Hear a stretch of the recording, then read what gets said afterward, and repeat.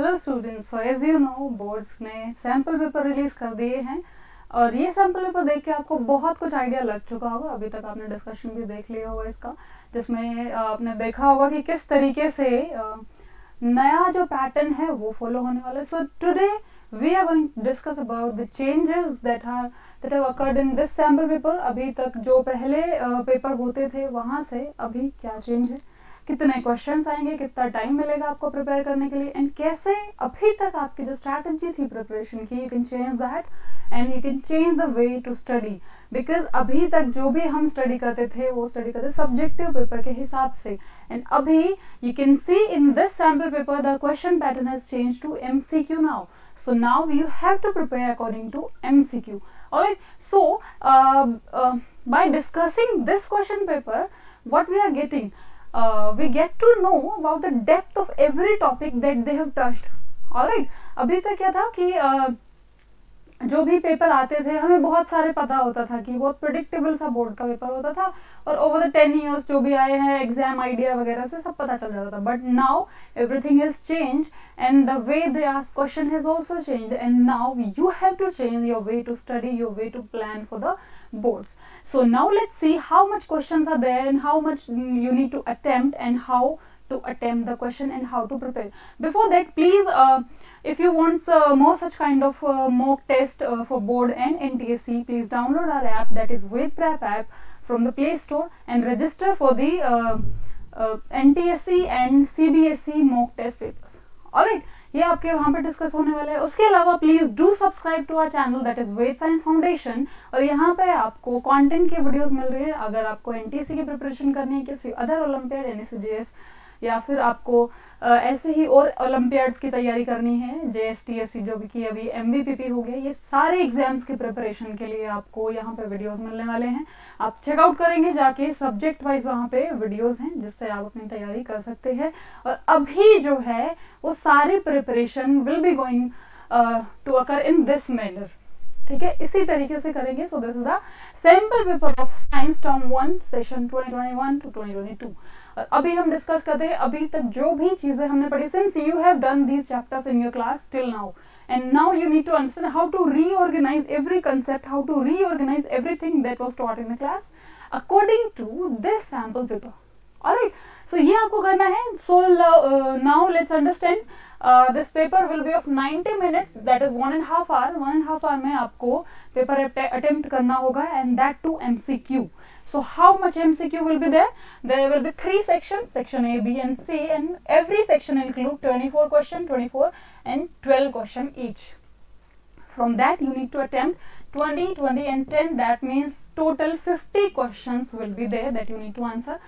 Also the most valuable things जो हमें यहाँ से मिल रही है इस पेपर से, जो हमारे लिए बेनिफिशियल थिंग जो है, जो हमें बहुत फायदा देने वाली, that is no negative marking. This thing is a saviour for us, क्योंकि नेगेटिव मार्किंग नहीं है. Even if you answer wrong तो आपका कोई नेगेटिव मार्क नहीं कटेगा, आपका सिर्फ उसी क्वेश्चन का मार्क कटेगा. सो this is a plus point of this MCQ type question paper in CBSE. Otherwise, usually in Olympiad exams or other competitive exams, they have negative marking too. But here, you don't have negative marking, and this is seriously a plus point for you guys. So, now let's discuss the depth of question and the depth of topic that they have asked in every section. Alright, तो अभी हम एक एक करके discuss करेंगे, और अभी हम ये देखने वाले हैं in every question we are going to see how they were previously asked and how they have asked it now, and how you have studied it, and how you have to reorganise your knowledge of this topic to answer this particular question. Alright, so let's start with first question. In the first question you can see there is one Rima, there's a girl. She took a lead nitrate, that is 5 ml lead nitrate solution in a beaker and added approximately 4 ml of potassium iodide solution. So the reaction will be in between lead nitrate and potassium iodide, और ये reaction आपको करनी होगी इन दोनों के बीच में, और बताना होगा what kind of product will be there. Alright, तो यहाँ पे कैसे करेंगे हम? First you need to write both the reactants. तो रिएक्टेंट्स क्या है, पहली बात तो ये तरीके का तैयारी आपकी है ऑलरेडी, बिकॉज अभी भी जो आपकी एनसीईआरटी है उसमें नेम रिएक्शंस इसी तरीके से आते हैं, not name reactions but they use to ask the chemical name और वहां से आपको केमिकल रिएक्शन लिखना होता था। ये आपके एनसीईआरटी में प्रैक्टिस प्रॉब्लम भी है। सो nothing is there which is out of NCERT, everything belongs to NCERT, you have to reorganize your way to study। alright, तो वही चीजें हैं। तो हमने देखा क्या है यहाँ पे, lead nitrate that is PbNO3 whole twice, lead nitrate is PbNO3 whole twice, it will react with potassium iodide, alright, potassium iodide 4 ml Ki, what will be the product here, आपको प्रोडक्ट बहुत अच्छे से पता होगा, it will be PbI2 plus KNO3 and now in this particular reaction आपको ये reaction याद होगी, बहुत बार देखा होगा, but the key point that you need to remember, everything, every word, every single word that is written in NCERT has some value, आपको हर एक वो चीज करनी होगी। तो यहाँ पे क्या है, PbI2 जो है वो एक प्रेसिपिटेट है, इस तरीके से प्रेसिपिटेट हो जाएगा, ठीक है, और इस प्रेसिपिटेट का कलर आपको याद रखना है। सो यू कैन सी ये रिएक्शन बहुत बार देखी होगी, सबने देखी होगी, but the thing that we use to miss, कभी कभार मिस कर देते हैं, नॉट ऑलवेज, दैट इज कि कलर क्या है पीपीटी का। तो यहाँ पे द कलर इज, जैसे BaSO4 बनता है उसका व्हाइट कलर है। So in every reaction and specially double displacement kind of reaction there will be formation of some PPT and that PPT will be having some colour and you need to remember that color. In this case, in this particular case, the color of that PPT is yellow precipitate. Alright, even if you find the images not clear here, you can open the, you can download the sample question paper and then just see this video. Alright, even if it is not clear to you. Alright, then move to next question। तो अभी तक क्या किया, ये double displacement reaction का part था, हम पढ़ चुके। अभी तक डबल डिस्प्लेसमेंट से कैसे क्वेश्चन आते थे, डेफिनेटिव क्वेश्चंस आते थे जिसमें आपको डेफिनेशन देना होता था एंड यूजुअली 2 मार्क का क्वेश्चन आते थे with right the definition of double displacement with 1 or 2 example. और तो आपको ऐसे लिखना पड़ता था, बट यहाँ पे आपको सिर्फ एक छोटी सी चीज याद रखनी, तो आपका जो लेबोरियस वर्क है वो कम हुआ है कहीं ना कहीं, आपको बहुत ज्यादा लिखना नहीं होगा, इवन इन एग्जाम ऑल्सो आपको नहीं लिखना होगा एंड इन क्लास ऑल्सो आपको इस चीज पे ज्यादा फोकस करना है। You need to read more, you need to learn more, you need to understand more rather than writing more. Alright, तो अभी इस पे फोकस करना, आपको हर चीज को समझने पे टाइम देना है, एनसीईआरटी को लाइन बाय लाइन पढ़ना है। Then comes the next question. So here is the next question. This picture is quite blurry because ये boards ने ही इतना blurred image लगाया था यहाँ पे, the pixel was not good in the sample paper as well. So you can match it to your sample paper and also I'll read out here what is written. So there's one experimental setup that you can see here, and in this particular experimental setup, in this boiling tube something is there, that something is zinc granules. Here it is written zinc granules, you can't see, I know that, but I'm telling you this is zinc granules and dilute sulfuric acid is added to it. So in zinc granules dilute sulfuric acid was added. After this reaction what is produced? So there's one outlet here जहां से क्या है, gas आपको निकलते हुए दिख रही है इन बबल्स फॉर्म, इस तरीके से बबल्स करके गैस निकल रही है एंड दैट बबल, अगर हम यहाँ पे बर्निंग कैंडल लेके आते हैं अक्रॉस दिस गैस, इस गैस के रास्ते में अगर हम बर्निंग कैंडल लेके आते हैं तो it starts burning with a pop sound. तो आपको कुछ चीजें बता दी और एक हिंट भी दे दिया, ठीक है। तो बहुत ही इजी क्वेश्चन है, बहुत बार ये कर चुके हैं आप, ये चैप्टर 1 में भी किया, चैप्टर 2 में भी किया आपने, चैप्टर 3 में भी किया है, ठीक है। चैप्टर 1 जो है हमारा वो chemical reaction and equation chemistry का, चैप्टर 2 जो है केमिस्ट्री का it is acid basis and salts and chapter 3 of chemistry is metals and non metals. तो इन्हीं तीन से क्वेश्चन आने वाले हैं। तो this question belongs to chapter 2 as well as chapter 3, ये दोनों से बिलोंग करता है, ठीक है, क्योंकि ये क्या है, मेटल भी है इसमें, zinc granules is metals and acid भी है, तो दोनों चैप्टर्स में ये रिएक्शन गिवन है। तो कैसे आपने लिखना है रिएक्टेंट्स को, Zn plus sulphuric acid is H2SO4, then what will they produce after reaction, some gas is produced which burns with a pop sound. So even if you don't know the reaction, in NCERT something is mentioned जहाँ पे भी कोई gas अगर release होती है, so there is some indication which are given. So if something burns with a pop sound, it is always hydrogen gas. So that hints will help you here. अगर pop sound से burn कर रही कोई चीज तो क्या होगा, वो हाइड्रोजन गैस होगी. अगर एफरवेसेंस निकल रहे हैं, ठीक है, एफरवेसेंस निकल रही है, तो it is due to CO2. जैसे कि आप कोक की बोतल ओपन करते हैं, आप फ्यूज की बोतल ओपन करते हैं, तो जो स्पार्कलिंग वाटर आपने देखा होगा तो उसमें क्या, that sparkles are due to CO2. तो जब भी एफरवेसेंस निकलती है, it is due to CO2. ठीक है. इसके अलावा हम देखते हैं SO2 जो गैस है, सल्फर डाइऑक्साइड, उसकी स्मेल ऑफ बर्निंग सल्फर होती है. तो some indications are always given there, you need to take care of that. So again the reaction is very easy, but even if you don't know the reaction, this should be known to you. ये pop sound से कौन सी gas burn करती है, then also you can answer, because hydrogen gas. And also if you remember the equation, what will be the product, it will be ZnSO4 zinc sulphate plus hydrogen gas is given out, plus hydrogen gas is given out. So this is the reaction of metal with acid. ठीक है, reaction of metal with acid is there. So it belongs to chapter 2nd and chapter 3rd. दोनों chapter से हम बोल सकते हैं इसको. और तो अगर इसका लेवल देखें, इट वॉज क्वाइट इजी. दो हिंट्स है आपको, रिएक्शन के रिएक्टेंट भी दे दिए, प्रोडक्ट का नेचर भी दे दिया. ठीक है, और बहुत ही इजी क्वेश्चन था ये अगर हम देखें, बट आपको थोड़ा सा ध्यान रखना पड़ेगा. यहाँ पे हाइड्रोजन गैस का पॉप साउंड दिया है, इसके अलावा कोई और भी हो सकता है. But again you can see this image is from NCERT. इसका मतलब NCERT से बाहर कुछ नहीं आएगा. ज्यादा दिमाग नहीं लगाना, सिर्फ NCERT पढ़नी है और रटनी नहीं है. आप रटने बैठेंगे आप भूलेंगे. ठीक है, आप समझ के चलेंगे चीजों. तो नेक्स्ट पे मूव करते हैं अभी. So here's the third question. You can see here in third question there is a metal. ठीक है, this metal when reacts with dilute sulfuric acid, two products are given out. One is metal salt and this is gas. और अभी हमने ये reaction करी थी. Whenever a metal reacts with acid, a salt is formed, just like in the last one, the ZnSO4 were there, plus hydrogen gas is given out. So here also a salt and hydrogen gas is given out. Now you need to see which combinations are correct. So in this combination, what are given here, metals are given and here gas evolved is given. तो आपको देखना है gas पे बहुत ध्यान दिया इन्होंने कि गैस इवॉल्व हो रही है कि नहीं हो रही किसी रिएक्शन में, और specially this particular reaction evolution of gas, hydrogen gas.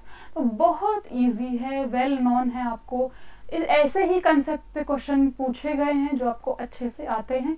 रोज उनको आप देखते हैं, जब भी बुक खोलते हैं, जब भी चैप्टर पढ़ते हैं, तो कुछ नया नहीं निकाला है. ठीक है, तो देखा आपने कॉपर. तो देखते हैं मेटल और जब HCl के साथ रिएक्ट करता है तो सॉल्ट और गैस बनती है. But one thing that we need to remember is, हम एक्टिविटी सीरीज के हिसाब से ही किसी भी मेटल की रिएक्टिविटी देखते हैं. And here even if this metal is reacting with this acid, then also we need to check reactivity series. So if the reactivity of metal is greater than hydrogen, so what is the condition? Reactivity is greater than reactivity of metal is greater than reactivity of hydrogen gas. Not hydrogen gas, hydrogen. ठीक है, अगर metal से metal की ज्यादा reactivity है, hydrogen की कम है, then only this metal will react with acid to produce hydrogen gas. So here this reaction is possible if metal is more reactive than hydrogen, more reactive than hydrogen. So let's see which one out of these all metals is more reactive than hydrogen. So here zinc is more reactive, magnesium is more reactive, iron is more reactive, and copper is not reactive than hydrogen. Copper is less reactive than hydrogen. So will this copper react with acid? No, it will not react and it will not produce this hydrogen gas. So gas evolved, yes, but it is wrong. Gas will not be given out. So this combination is incorrect. Copper do not react with acid to produce gas. So this is incorrect match given here. Iron, yes, it will react, it will produce gas. Yes, obviously it will produce gas. Magnesium, it will surely, because it is highest of all. इनमें से reactivity इसकी सबसे ज़्यादा है. तो magnesium will surely react and will produce hydrogen gas. But here gas evolved is saying no. So it is incorrect. Alright, so magnesium will produce gas. And the last one, that is zinc, it will produce, surely it will produce gas, it will react with acid, and these two combinations are correct. So the correct option for this question is option second and option fourth. So D option is correct. If you have doubt, you can ask in comment section. Alright, otherwise it's fine, because these are very common questions to be asked. Alright, let's move to the next one.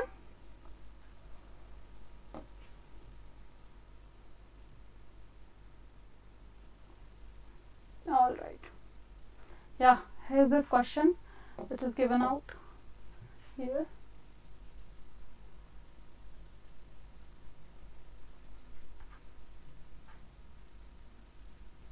So let's have a look of question number 4.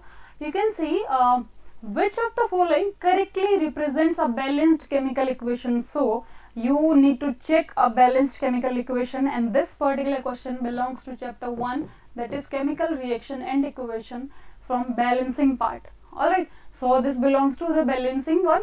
So you need to check which is balanced. So for balancing, you need to check the total number of atom of particular element. कोई भी element का जितना atom एक side है reactant side will be equal to, should be equal to the total number of atom of that element in product side. So reactant side में reactant side should be equal to product side. This is the major condition कि reactant side में कोई भी element जो है उसके कितने atom लिखे हुए हैं वो प्रोडक्ट साइड में उसके इक्वल होने चाहिए. So here you can see Fe plus 4H2O gives Fe3O4 plus 4H2. So in this reaction यहाँ पे आयरन कितना है 3 आयरन, हाइड्रोजन कितना है 8 हाइड्रोजन, ऑक्सीजन कितना है 4 ऑक्सीजन, यहाँ पे कितना है 3 आयरन. ठीक है, सॉरी यहाँ पे आयरन सिंगल था, यहाँ पे 1 आयरन था Fe only. 4H2O that means 8 hydrogen, 4 oxygen, 3 iron and 4 oxygen, 8 hydrogen. So hydrogen and oxygens are balanced, but iron is not balanced, so this is incorrect. Let's move to the second one. 3 Fe, 8 hydrogen, so I'll write here Fe, hydrogen, oxygen, Fe, hydrogen, oxygen. This is for reactant, this is for product. You very well know this what to do, but for the sake of convenience I'll tell you कैसे होता है ये. इतना कुछ है नहीं, it's not a rocket science to be understand. आपको बस एटम्स गिनने हैं. तो रिएक्टेंट साइड में कितना है यहाँ पे फर्स्ट के लिए 1 8 4 3 8 4. हियर 3 आयरन, सेकेंड में 8 4 3 iron, then 8 hydrogen and 4 oxygen. So this is balanced. You can see reactant side is equal to product side. बाकी भी चेक कर लेंगे, just for the sake of time हम यहाँ पे time waste नहीं करेंगे बाकी सबको read out करने में. You just check for all of the option, but we have found the correct one in which reactant side is equals to the product side. So this is definitely a balanced chemical equation. So option second is the correct one for fourth question. Now let's move on to the next question, which is question number 5th.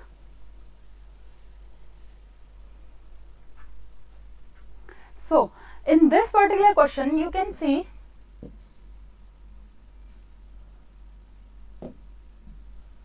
the graph given below depicts a neutralization reaction. What is neutralization reaction?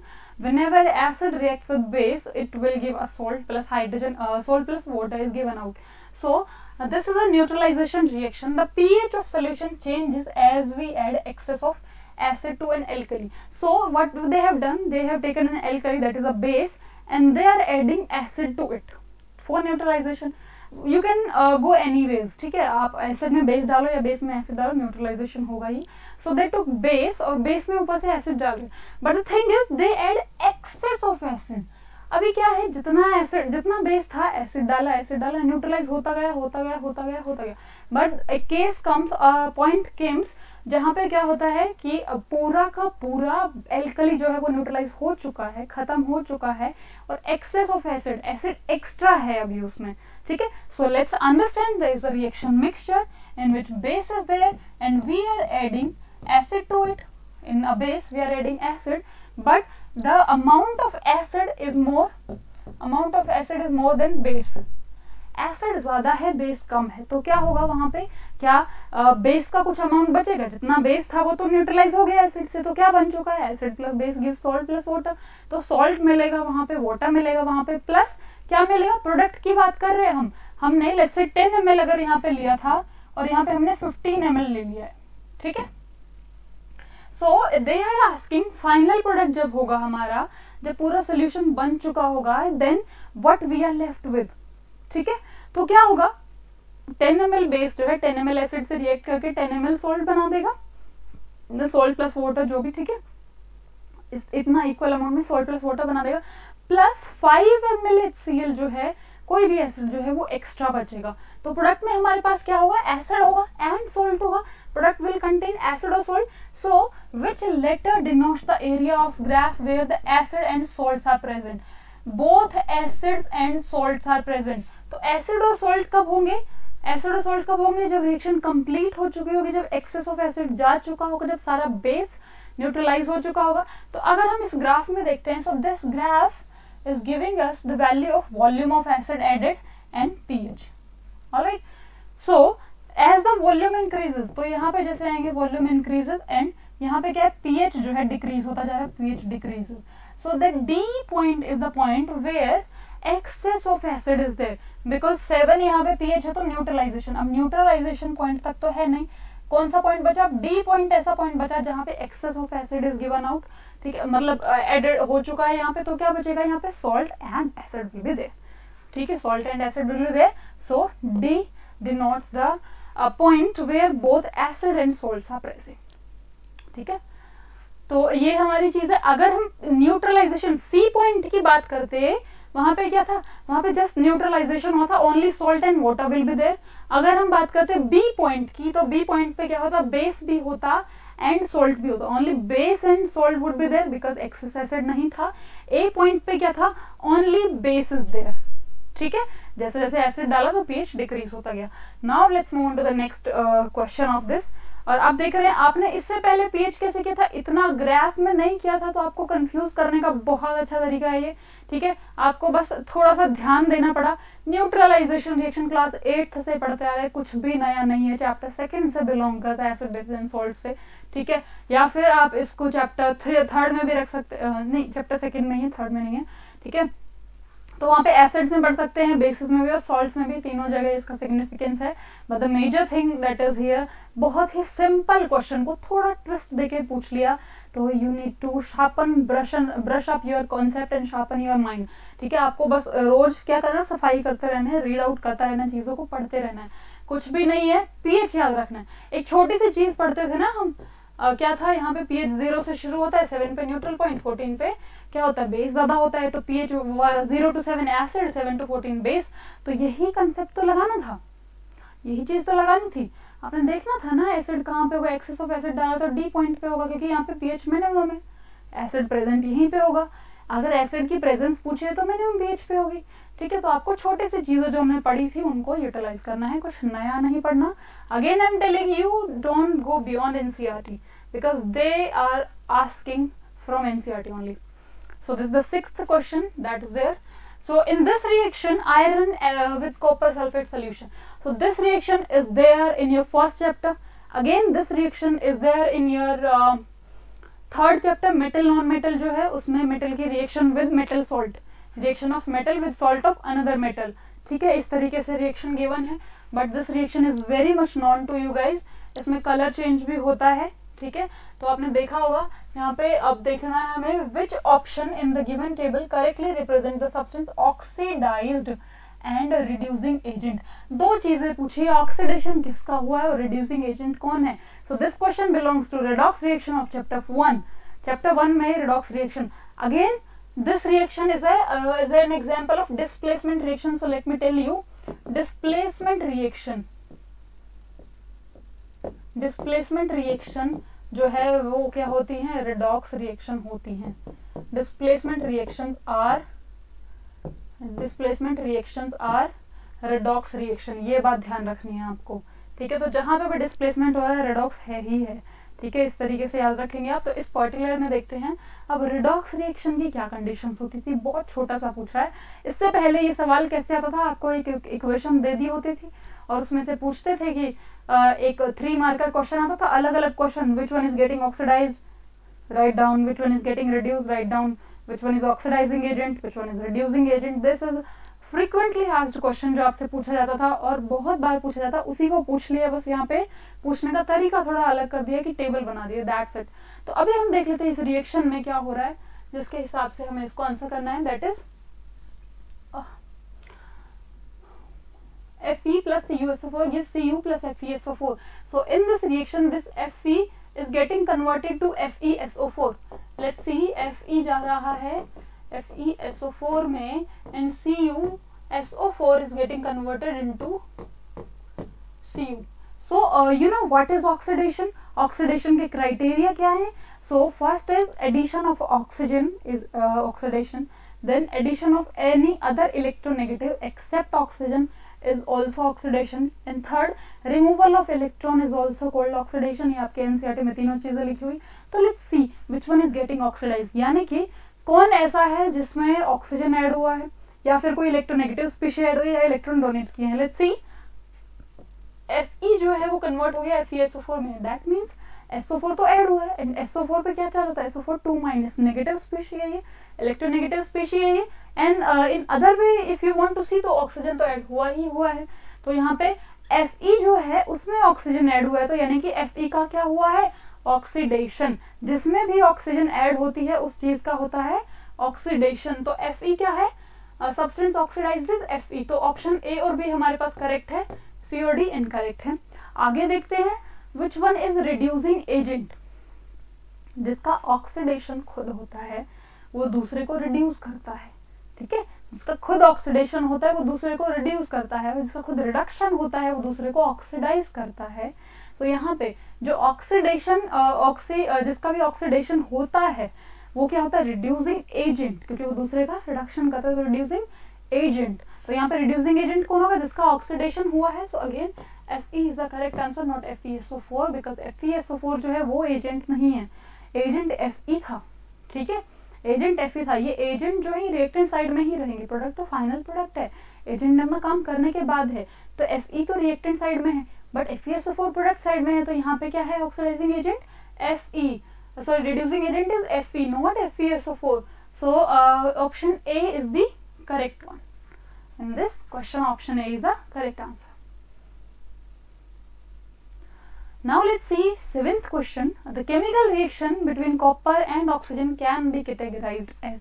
सबसे पहले copper और oxygen की reaction लिखो भाई, क्या होती है, Cu plus O2 gives Cu2O।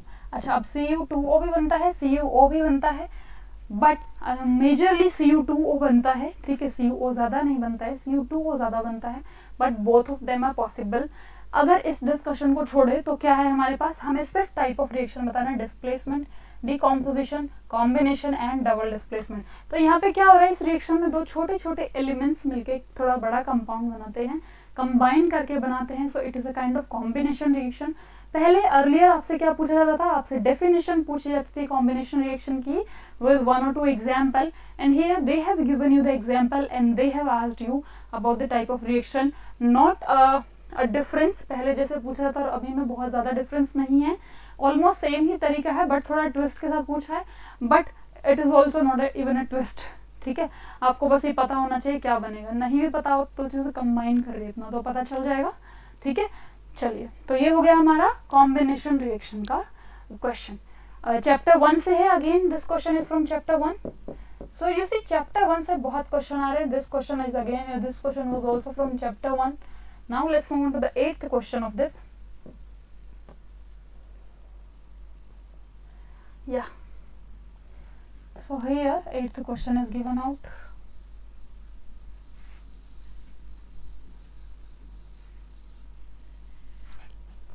So 8th question, which of the given option correctly represent the parent acid and base, parent acid and base of calcium carbonate, यानी कि CaCO3 बनाना है। बहुत बार मैंने अपने वीडियोस में आपको बताया है कि कोई भी सॉल्ट किससे बनता है, एक एसिड और बेस से, एसिड और बेस से सॉल्ट बनते हैं। इनके पेरेंट्स को फाइंड आउट करने के लिए क्या करते हैं हम, जो पॉजिटिव पार्ट है ना बेटा जी, पॉजिटिव पार्ट के जितनी वैलेंसी है उतने उसके साथ OH जोड़ दो। Ca की वैलेंसी क्या है 2+, तो हमने 2OH- जोड़ दिए। और जो नेगेटिव पार्ट है ना उसकी जितनी वैलेंसी है उतने वहां पे हाइड्रोजन जोड़ दो आगे, ठीक है। CO3 2- होता है तो मैंने 2 हाइड्रोजन रख दिए आगे, तो क्या हो गया CaOH whole twice and H2CO3। ये होता है पेरेंट फाइंड आउट करने का तरीका। तो ये करना है आपने, पॉजिटिव पार्ट को अलग रखना है, नेगेटिव को अलग रखना है। पॉजिटिव की जितनी भी वैलेंसी है उतने OH जोड़ दो, नेगेटिव की जो वैलेंसी है उतने H जोड़ दो।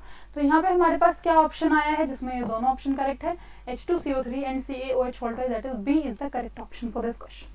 ठीक है, कोई भी सॉल्ट हमेशा एसिड या बेस के कॉम्बिनेशन से ही बनता है।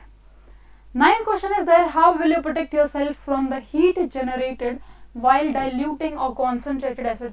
ओ भाई बचपन से पढ़ते आ रहे हैं, लैब में घुसते ही लिखा होता है। This question is very easy.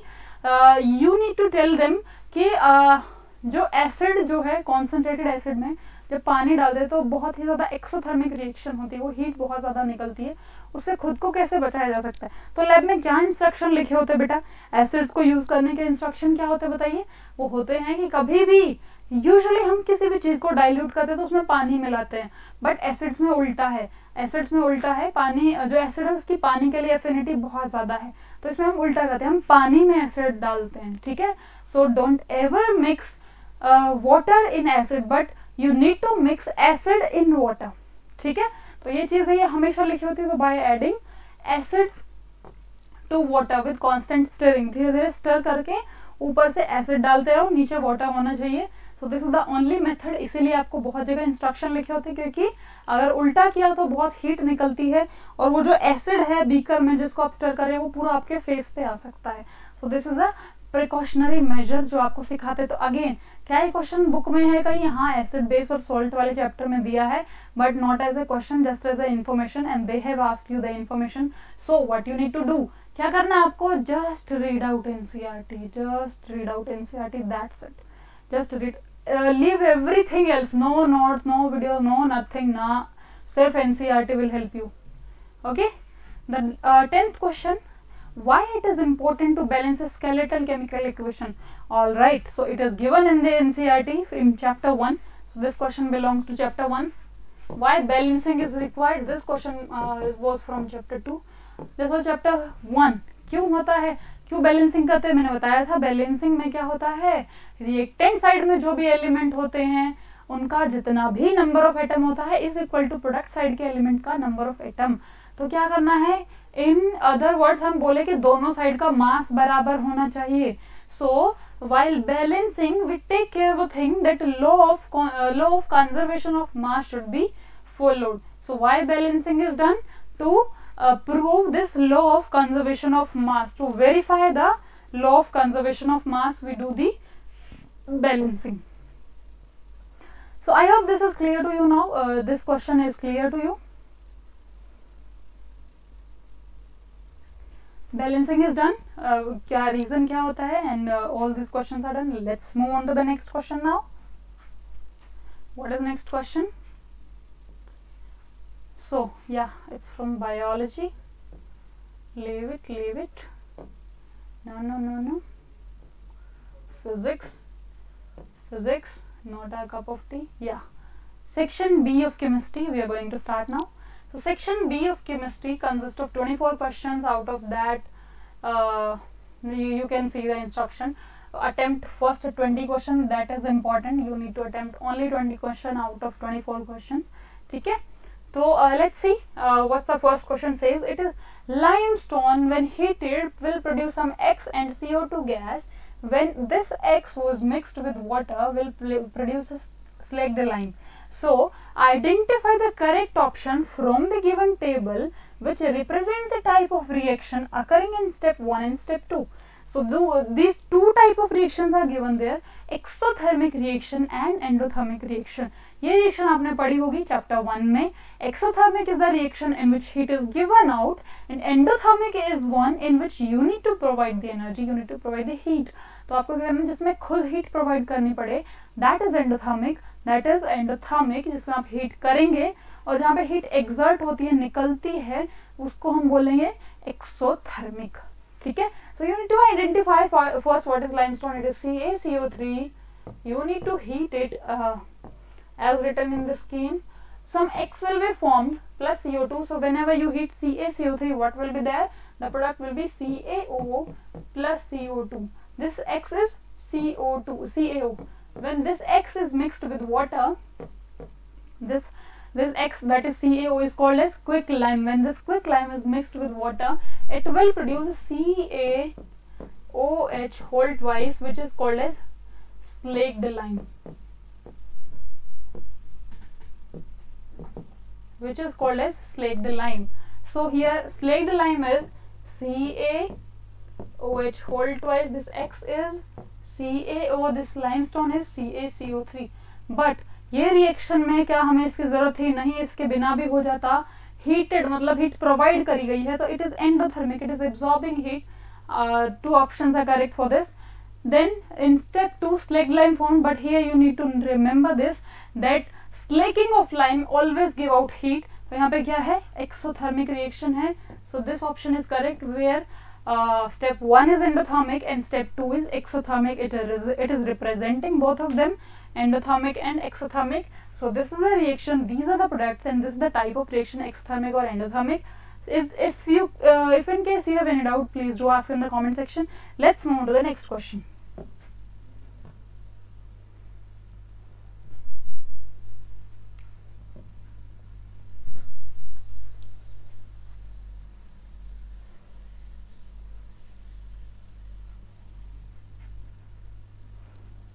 So yeah, you can see this question. There's a graph given here. In that graph, the concentration of hydrogen is given over the year from 2000 to 2011. All right.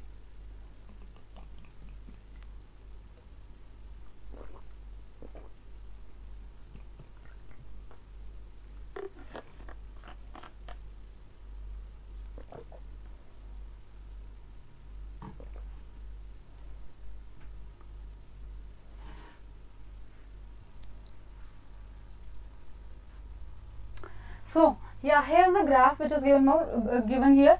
It is the year, this side, and here it is the pH value which is moving. So here you can see the years over the year. These are the graphs, pH of rain, ठीक है, and this is pH value. Rain जो भी हुआ, जितना भी rain का pH था, ठीक है. Now you need to tell us in which year the concentration of hydrogen ion is highest. Hydrogen ion highest कब होगा? आपको क्या चेक करना है? हाइड्रोजन हाईएस्ट होने के लिए पीएच लोएस्ट होना पड़ेगा. ऑलराइट, पीएच लोएस्ट कहाँ है, हाइड्रोजन हाईएस्ट कहाँ है, इसको देखना है आपने. यहाँ पे ग्राफ दिए हुए हैं, यू कैन इजिली ऑब्जर्व कि pH and hydrogen ion are having reverse relation. pH is equals to minus log of H plus. This is the reaction. If pH is higher,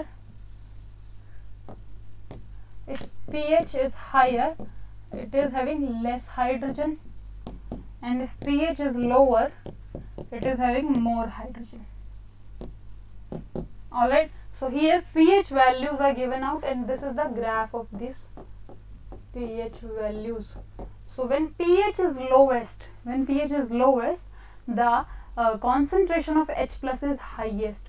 So you need to tell in what case pH is lowest. So it is, I can't see it properly. 2008 is there.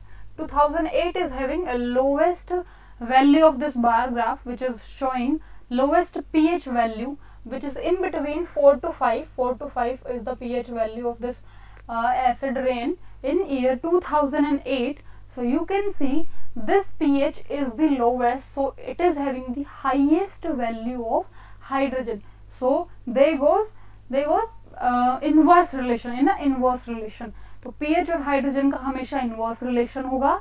और क्या देखना है आपको कि कैसे ये very कर रहे हैं. तो आपको क्या छोटी सी चीज पूछी है, हाइड्रोजन आयन और pH का रिलेशन पूछना था, उसके लिए इतना बड़ा ग्राफ बना दिया आपको कंफ्यूज करने के लिए. ठीक है, बस आपको चेक क्या करना है. यूजुअली क्या देखते हैं बच्चे कि हाईएस्ट कौन सा है, लो भैया आपने देखा हाईएस्ट, ये लो, ये हो गया highest. You most probably you answer this one ठीक है, और ये ऑप्शन में भी दिया हुआ पहला ही ऑप्शन ये है, तो आप तो सोचेंगे बहुत सही हो गया, बट कुछ बच्चों को पता है वो नहीं सोचेंगे ऐसा, बट यहाँ पे क्या है, इनवर्स रिलेशन होता है, वो याद रखना जरूरी है। तो इस तरीके से क्वेश्चन का आंसर किया जा सकता है। ठीक है, let's move to the next question in which the diagram show the reaction between metal and dilute acid. There is a diagram which is showing the reaction of metal and acid. Again you can see this is I guess third or fourth question which is being asked on this particular reaction. All right, so this was from chapter second acids topic से है, pH values से है। ठीक है, आपको direct pH value भी पूछ सकते थे एसिड रेन की ना। इन 2018 this question was asked in NTSC, what is the value of acid rain, I guess नहीं या what is the value of acid rain, ये आपसे पूछा गया था। ठीक है, तो उसका अप्रोक्सीमेट रेंज बताना था आपको। तो एनटीएससी में भी पीएच पे डायरेक्ट क्वेश्चन आते हैं, यहाँ पे भी जस्ट एक डायरेक्ट क्वेश्चन था जो आपको सिर्फ एक डायरेक्ट रिलेशन पूछ रहा था। ठीक है, तो यहाँ पे हो गया। अब 27th क्वेश्चन पे मूव करते हैं हम। Let's see, this is the these are the test tubes which have shown us the reaction of metal with acid. So here zinc is there, here is zinc, you can't see, that's why I'm telling you. Here magnesium is there, here iron is there, and here copper is there. These are the 4 reactants in which acid is being added. तो acid के साथ add कर दिया। So you see यहाँ पे zinc इधर पड़ा हुआ है, iron is here, copper is here, but this magnesium is somehow floating, don't know why, and you need to tell them why this magnesium is floating. So what is the reason for different behavior of magnesium in test tube B? They are asking you why this magnesium is floating. ठीक है, तो आपको बताना है magnesium के साथ ऐसा क्या हुआ। तो the options are magnesium is lighter element than HCl. Second is magnesium react with HCl to produce hydrogen gas which helps in floating. Third, magnesium react with HCl to produce nitrogen gas. Then it will produce CO2 gas. So this CO2 and nitrogen तो ये बिल्कुल गलत है। ठीक है, तो हमें देखना क्या है, ये दोनों ऑप्शन गलत है, बट द बी ऑप्शन जो है इसका वो देखना है। तो ये तो बहुत सही बात है कि मैग्नीशियम जो है वो हाइड्रोजन गैस प्रोड्यूस करेगा। तो अब मुझे बताइए, तीनों गैसेस में से ये रिएक्ट नहीं करेगा, ये रिएक्ट करेगा, ये रिएक्ट करेगा, ये रिएक्ट करेगा, अच्छा फिर रिएक्शन होगी, हाइड्रोजन गैस तो प्रोड्यूस होगी। But why this is so कि मैग्नीशियम तो फ्लोट कर जाता है, जिंक और आयरन नहीं करते। क्या मैग्नीशियम हल्का है क्या? क्या हमारा ऑप्शन 1 सही है? आप तो यही करेंगे, आप यही करेंगे कि भाई सभी तो हाइड्रोजन गैस प्रोड्यूस करते हैं, मैग्नीशियम कौन सा नया है। ठीक है, तो उसके लिए हमें क्या देखना पड़ेगा कि नहीं, मैग्नीशियम ने क्या किया है, यहाँ पे कुछ अलग चीज, एक और भी मैग्नीशियम की प्रॉपर्टी है, हल्का नहीं है। They are not asking you हल्का और भारी, they are not asking you density of magnesium, they are asking you something different. आपको पता है भी है कि नहीं कि मैग्नीशियम हाई रिएक्टिविटी वाला एलिमेंट है, इसकी रिएक्टिविटी हाई है, और मैग्नीशियम की रिएक्टिविटी इतनी हाई है कि ये क्या करता है, बहुत ज्यादा अमाउंट में हाइड्रोजन गैस प्रोड्यूस करता है। एंड दैट हाइड्रोजन गैस जो इसके जहाँ से नीचे से कंटेक्ट में ना, यहाँ बहुत हाइड्रोजन गैस प्रोड्यूस हो रही है, and that hydrogen gas helps this magnesium to float. ठीक है, ये हाइड्रोजन गैस के प्रोड्यूस होने की वजह से ये फ्लोट करता है। बाकियों में भी होती है but they are less reactive, तो क्या करते हैं, वो थोड़ी बहुत हाइड्रोजन गैस प्रोड्यूस करते हैं, इतनी नहीं करते कि वो इसको उठा ले। ठीक है, so option B is the correct option, although this option is correct for option 1 and 2, but there is some different reason for this option, that is reactivity of magnesium is higher than iron, zinc and copper, all of 3. ठीक है, so I hope this question is clear to you now. Now let's move to the next question.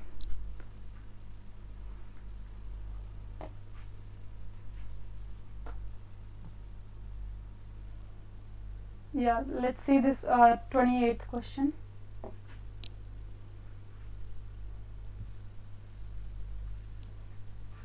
So in this question 28, the table shown below gives information about substance A, B, C, D.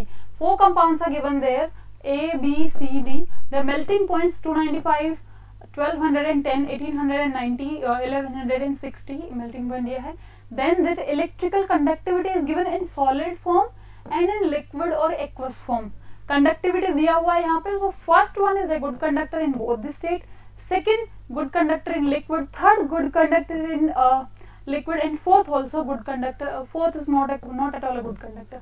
ठीक है, तो identify the ionic compound from the given substance. So this question is very important. If you go and check out my lecture on this Ved Science Foundation YouTube channel, then you will find out in the very first chapter of chemical reaction and equation का जो lecture 1 है उसमें मैंने आपको 1 and 2 उसमें I have teached you or told you about this ionic compound, covalent compound, how they are formed, how this bonding thing occur, what are the all kind of bonds जो हम पढ़ते हैं वो सारा बताया. तो bonding अगर आपको पढ़नी है तो go and find out lecture 1. ठीक है. तो यहाँ पे देखना है कि हमारे पास इतने सारे चार कंपाउंड दिए थे A, B, C and D, and we need to find out which one is good conductor, which one is ionic. So we need to know the property of these compounds, which one is ionic, which one is covalent.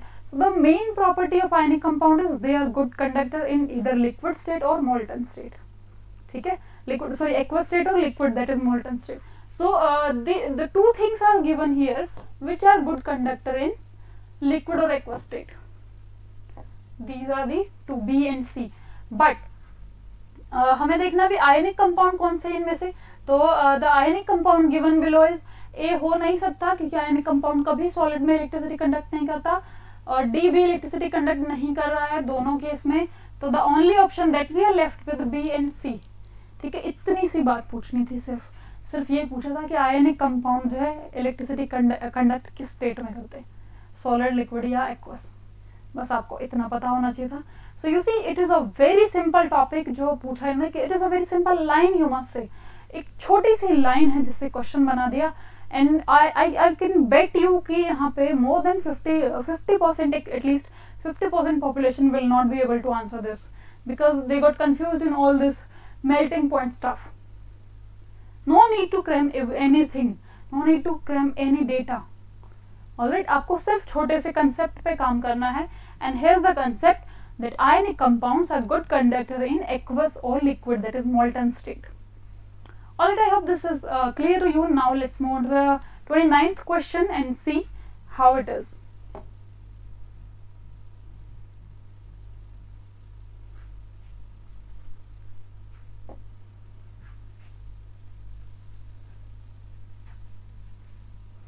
So yeah, 29th question you can see. There's one guy, Vinay, observed that stain of curry on a white shirt becomes reddish brown.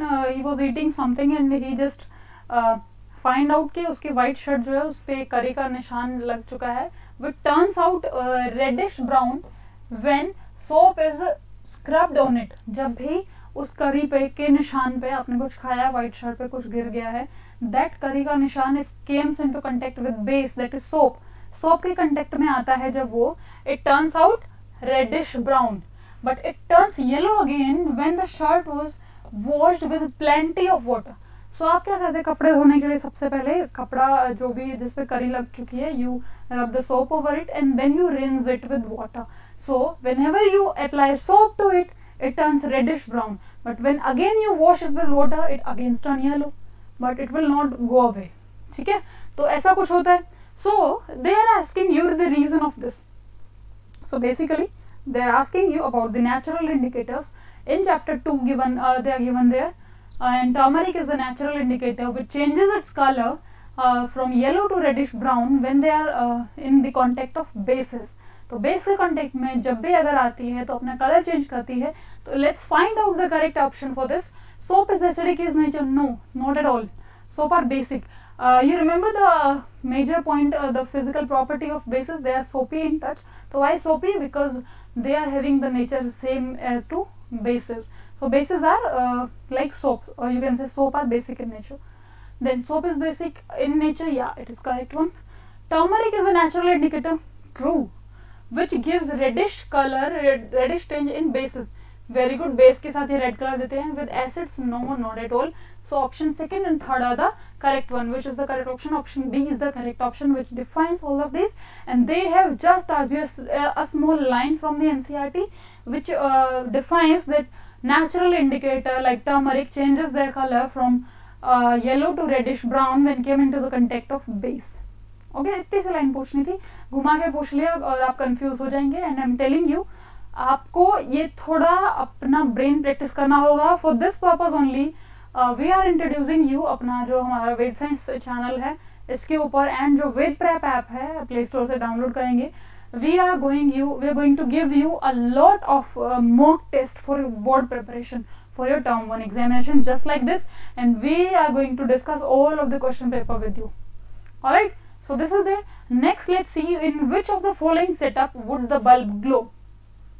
Bulb glow कहाँ कहाँ करेगा, किस setup में करेगा? Let's see the setups here. There are 3 setups given or 4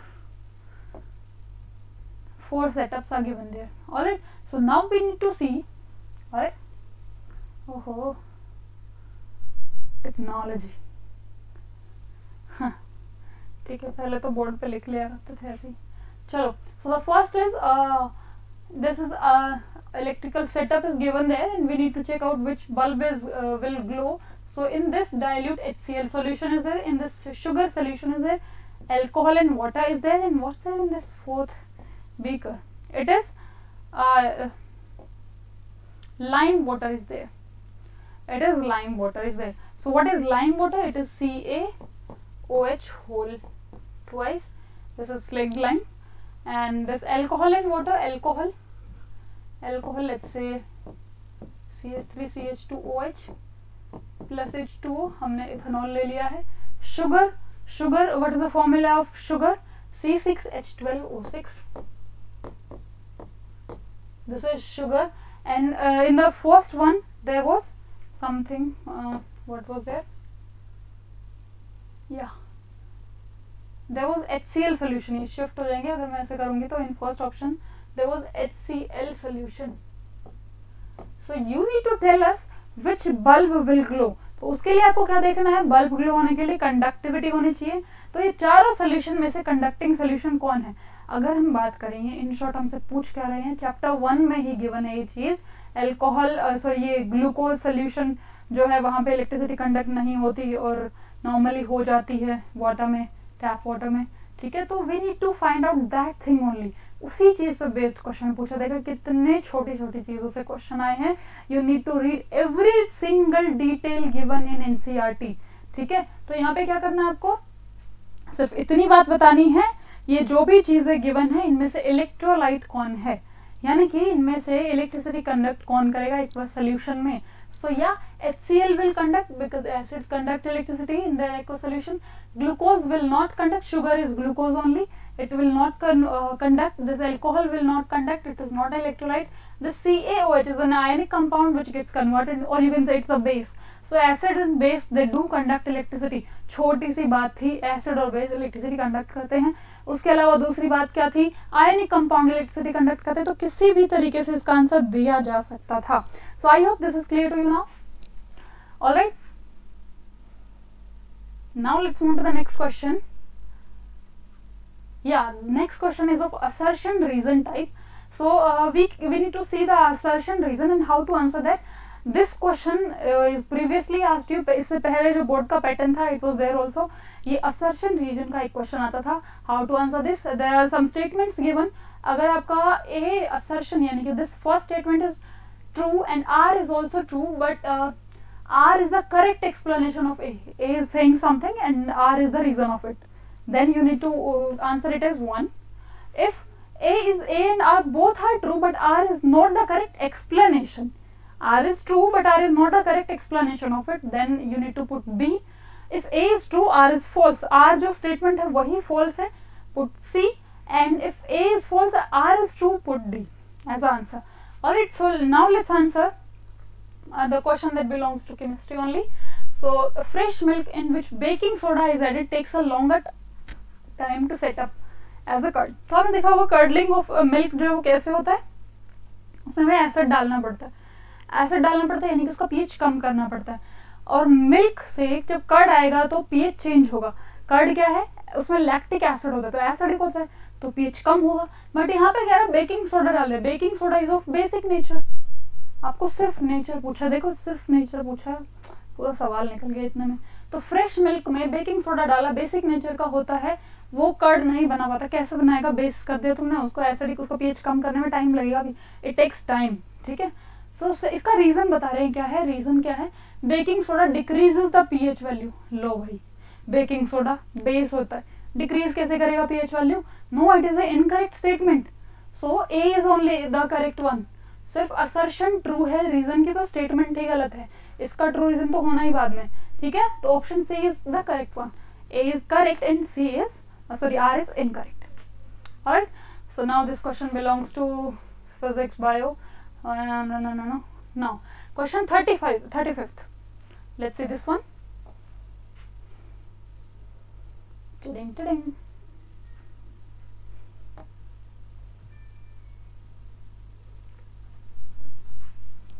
So in this question the reaction of acid and base is given there. Few elements with acid and base to evolve hydrogen gas.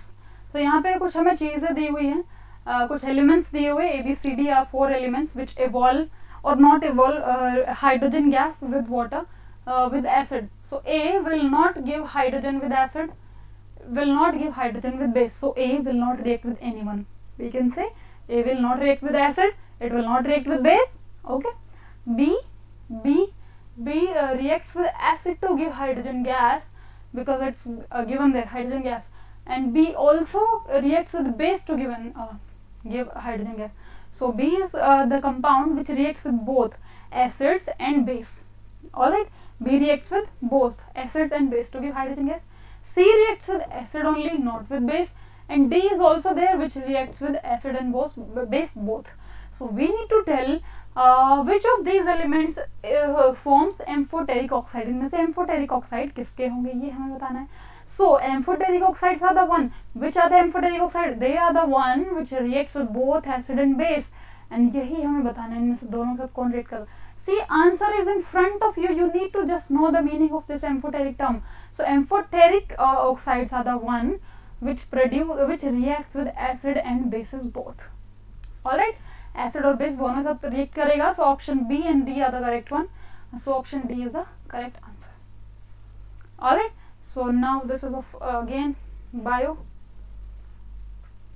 Ding. Biophysics.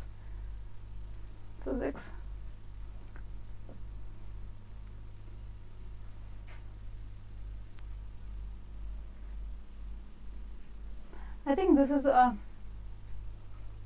chemistry question. A cable manufacturing unit tested few elements on the basis of their physical properties. कुछ physical property के base पे elements थे और आपको बताना है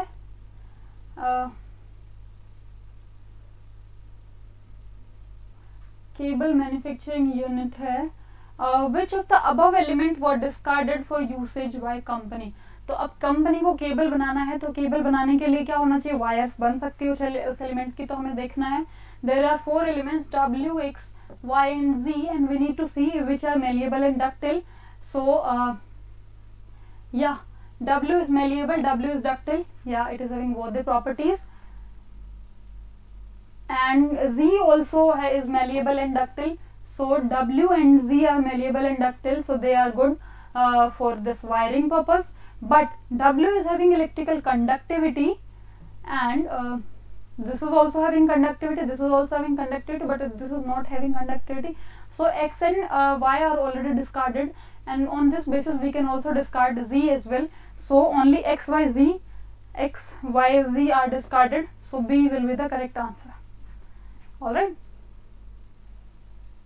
So now let's see this section C. Case study kind of questions are there. So there is a case study on the salts. Alright, इस पे हमें बताना है अभी.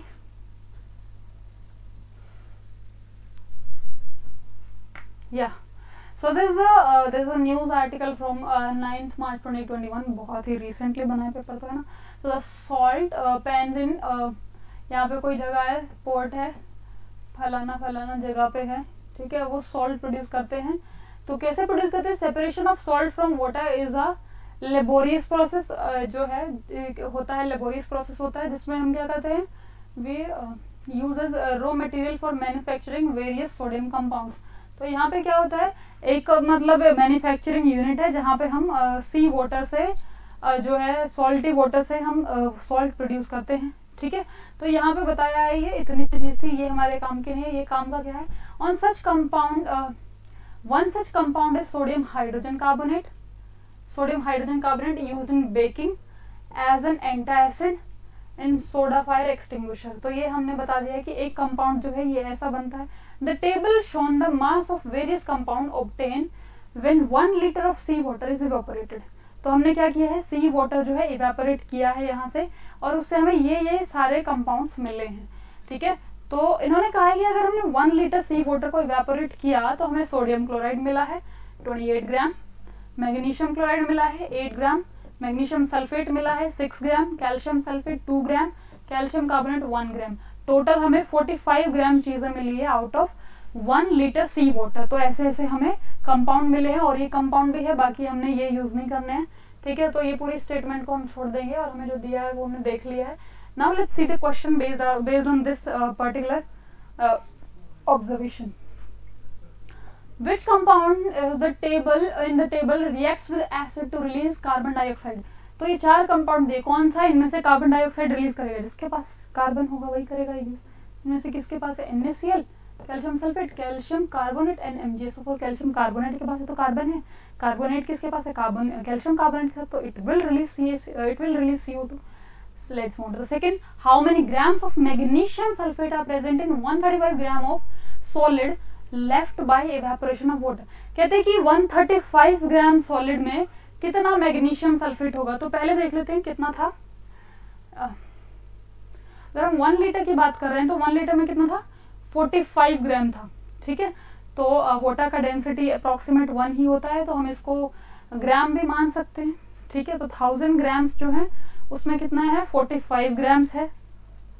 जो हमारा यहाँ पे सी वाटर लिया था, हाँ 1000 ग्राम में 45 ग्राम टोटल सॉल्ट था, जिसमें से 8 ग्राम जो था MgCl2 था। और यहाँ पे कितना में पूछा है? 135। तो 1000 ग्राम में कितना है? 8 ग्राम। तो 135 ग्राम में कितना है वो हम यहाँ से कैलकुलेट कर सकते हैं। ठीक है, 135 ग्राम में मैग्नीशियम कितना होगा वो कैलकुलेट कर सकते हैं, ये हो जाएगा यहाँ से। Third question is what is the saturated solution of sodium chloride cold? Sodium chloride का सैचुरेटेड सॉल्यूशन का नाम क्या होता है? It is brine. Brine is aqueous, NaCl, lime water you know, CaOH whole twice, slaked lime is also this one. ठीक है, now let's move on to the next question, which is what is the pH of acid which is used in the formation of common salt? Common salt के preparation में जो acid use होता है उसका pH क्या होगा? So what is common salt? It is NaCl, it is made up of NaOH and HCl, and they are asking you the pH of this acid which is used here. So it is HCl, and the pH of HCl is in between 1 to 3. This is the question. This is the answer of this question. Alright, so this is the question. These are the questions. Now let's see if there are some more question of this or not. Chemistry. No. Yeah, there's some question which are for जिसमें diagram नहीं होते, सो I guess visually impaired जो students होते हैं उनके लिए है। Section A से जो है क्वेश्चन शुरू होंगे, तो ये भी हमें डिस्कस करने हैं। Let's see the questions, and ये सिर्फ डायग्राम्स वाले क्वेश्चन हैं, उन्हीं का ऑल्टरनेट तरीके से पूछा गया है। सो लेट्स सी, ये सारे क्वेश्चन हम कर चुके हैं, but with diagrams we have done this, and now will do with them without diagrams. या so let's see what are the questions. So it is a gas evolved when dilute sulfuric acid react with zinc granules with a pop sound. तो वो जो diagram बनाया था उसको लिख दिया है। तो कौन सी गैस है? Hydrogen gas. Metal X reacts with dilute HCl metal. तो यहाँ पे सॉल्ट, आइडेंटिफाई द सॉल्ट। कोई X मेटल है जो हमने 4 टेस्ट ट्यूब बनाए थे ना, उसमें से कौन ऐसा है जो गैस प्रोड्यूस कर रहा है? जो सेकंड क्वेश्चन था उसमें देखना तो हमें रिएक्टिविटी देखनी पड़ेगी। Copper, mercury, silver, they are less reactive than hydrogen, only zinc is there which is more reactive than hydrogen, so it will produce hydrogen gas. In the neutralization reaction when excess of acid, जो हमने देखा था और जो graph वाला उसी का यहाँ पे ऑल्टरनेटिव क्वेश्चन है। In the neutralization reaction when excess of acid is added to alkali, salt and water are produced. What is the nature of solution after the reaction occur? जो नेचर रिएक्शन हो जाएगा और यहाँ पे excess of acid add करवा दिया पहले ही, तो नेचर विल बी एसिडिक क्योंकि एक्सेस ऑफ एसिड है। Same question, select the option which gives correct function and characteristic of the 4 parts of, oh अपना नहीं है ये तो, ह्यूमन रेस्पिरेटरी सिस्टम है, no no no no, I think that's it, ting. Yeah, this is it. These are the questions of chemistry that we have discussed so far. So you see, जो भी questions का pattern था उनमें एक जो difference हमने majorly discuss किया, all of them were from basic concept, from a minor thing, but उनको पूछने का तरीका बदल दिया है. So you need to twist your knowledge and you need to see our mock test for sure. Mock test देखने के लिए आपको वेद प्रेप ऐप डाउनलोड करना पड़ेगा and Ved science foundation channel को सब्सक्राइब करना पड़ेगा. जल्दी से जल्दी कर लीजिए ऐप, तो अभी डाउनलोड करो, क्योंकि वहाँ पे एनटीएससी का कंटेंट भी मिलने वाला है, एनटीएससी के मॉक टेस्ट भी मिलने वाले हैं और बोर्ड के भी इसी तरीके से मिलने वाले हैं. और आपने जो अभी तक पढ़ा वो बिल्कुल भी गलत नहीं है, बहुत सही है और आप ही को बस थोड़ा बूस्ट अप करना है. एनसीईआरटी को लाइन बाय लाइन पढ़ना है, एनसीईआरटी से ही चीजें हैं और ये बहुत अच्छी प्रैक्टिस है आपकी आगे की प्रिपरेशन के लिए, बहुत अच्छी शुरुआत भी कह सकते हैं. क्योंकि आप जब भी आगे तैयारी करने जाएंगे नीट की या किसी भी आईआईटी या जो भी कॉम्पिटिटिव एग्जाम की, NCERT plays a vital role and specially for biology. तो आपको एनसीईआरटी या फिर बुक्स पढ़ने की आदत बहुत ज़्यादा होगी और ये बहुत ही अच्छा पैटर्न है जिसको आई थिंक हमें पॉजिटिवली एक्सेप्ट कर लेना चाहिए, because it is for our help. ठीक है, और नेगेटिव मार्किंग भी नहीं है, तो ये कहीं ना कहीं हेल्प कर रहा है हमारे एजुकेशन सिस्टम को, कहीं ना कहीं बूस्टअप कर रहा है, आपके कंसेप्चुअल नॉलेज को बूस्टअप कर रहा है rather than just cramming and writing down. और आपको जो प्रिंटर का जो आप काम करते थे इससे पहले वो नहीं करना पड़ेगा. ठीक है, तो you guys are lucky one कि आपके टाइम पे चेंज हुआ है and just accept it positively. And जो अभी तक आपने पढ़ा इट इज़ वेरी ट्रू, बिल्कुल करेक्ट है. बस थोड़ा डीप से पढ़िए और पढ़ने की आदत डालिए. बुक पढ़ेंगे तो ही चीज़ें समझ में आएंगी, no extra thing, only book.